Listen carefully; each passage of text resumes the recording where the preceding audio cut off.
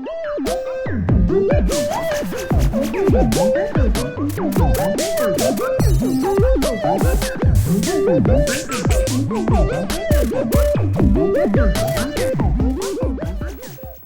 guys, welcome to the Church Collective. I'm Jeremy McKee. I do a lot of the keys training here, and today I'm going to show you how I would, as a keys player, interface Ableton Live with a couple of pedals. So I've got a Strymon Timeline, a Line6 M5, and Ableton Live. So the first thing that you want to do is make sure your MIDI channels are set on your Strymon Timeline and your Line6 M5. So for the timeline, you want to go to your global settings, up to MIDI channel. I have it set for channel 1. Then make sure your MIDI through is on. For right now, I'm passing MIDI through my timeline to my M5. So that's good to go. Then you want to do the same thing in your M5. I'll zoom in because these words are smaller.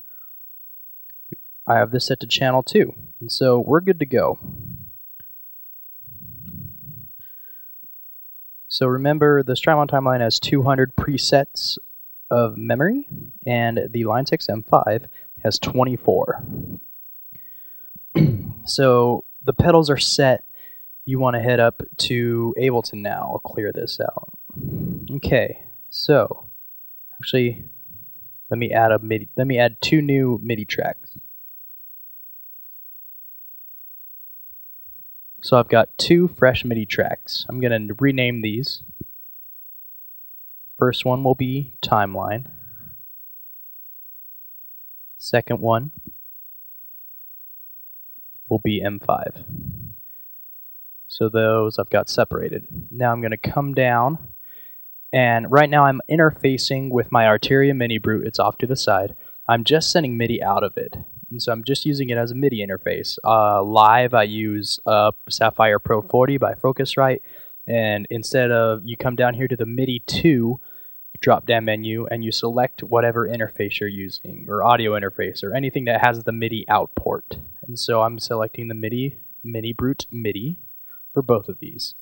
Then remember, you have 16 channels of MIDI channels in any MIDI instance. So my timeline was set to channel 1, so I'm going to keep that on channel 1, and my M5 was set to channel 2. So that's done here. And so I'm going to come up to the timeline first. I'm going to insert a new MIDI clip. And here's where it gets tricky. Come down to the bottom. First thing I'm going to do is I'm going to turn loop off. Then I'm going to come over to quantization. I'm going to do the none selection. So select none so it doesn't have to sync up to any time. You can fire it whenever you want. Okay, and on the timeline, it all starts at 1. So bank 00A is number 1, 00B is number 2, 01A is number 3, and so on and so forth.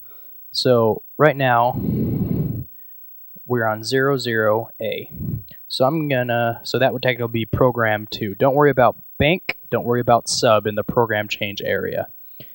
So I'm going to go to 2. So I've got program 2, everything assigned to this MIDI clip. And I'm going to hit play. And you see the timeline just changed. So I'm going to come back down here. I'm going to press 1. And I'm going to change the program back to 1. And it just changed. So that's that. So for the M5, insert a MIDI clip. Remember, we have 24 presets. So my first one is like an octave verb, and my second preset is an analog delay. So I'm going to go to the octave verb, and I'm going to come down here and do the same thing. So set the quantization to none. And then I'm going to set the loop off, and then I'm going to change the program to number 2. And then when you press play, it changes to the analog echo. And so one more thing, if I come up, I'll just choose some random programs. And then you can use the scene function up here on the master, and you could fire, and that'll change both of them at the same time. Went to 14, which I changed it to, and went to number, what number is that? That number is program 8. And so that all changed together with the scene fire function. One more thing, Ableton Live has the ability to send MIDI clock. So to do that, you want to come up to Preferences, go to your MIDI and Sync tab, and select whatever output you have on to make sure it's tracked on and make sure it's synced to on. So now I'm sending all output.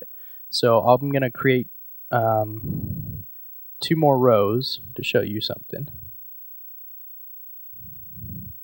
So I want this to be at 120 BPM.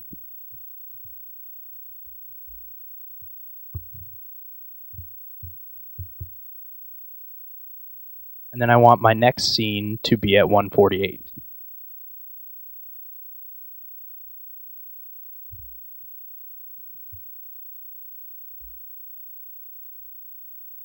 So I've got those set. I'm going to change these around. So I'm going to come down to program 4 and turn the M5 to program 2 or 1. So I'm going to come up here. I'm going to fire the first scene, and you'll see this little red dot up in the corner, and that's showing the tempo. So I'm going to press stop on Ableton. I'm going to press play. Boom. So now I've set the 120 and to check. We're going to go and do the tempo. It's set at 120. Once we fire the next scene, the patches will change and the tempo will change. So it's going at 148. So is Ableton. And that's how you sync up Ableton with the external effects. Thanks for watching.